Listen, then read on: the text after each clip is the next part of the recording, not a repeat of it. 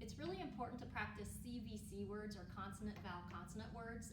This helps your child with spelling and with reading, blending the words together.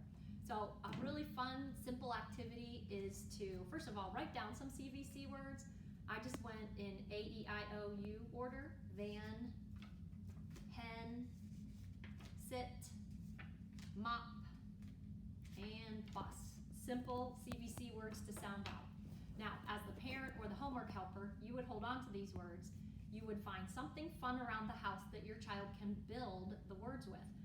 We just got some Fruit Loops out because we're going to make this even more fun, and we're going to say build the word, eat the word. So I would call off, as the homework helper, I would call off the word van, and your child would actually take Fruit Loops, M&Ms, Cheerios, chocolate chips, whatever it is, and they would build the word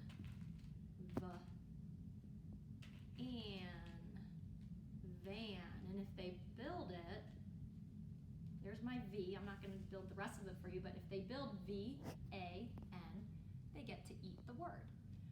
It's just fun, and you can let them help you pick whatever snack it is. You can use pretzel sticks, but be prepared, kind of have some CVC words prepared before you let them build the word, eat the word.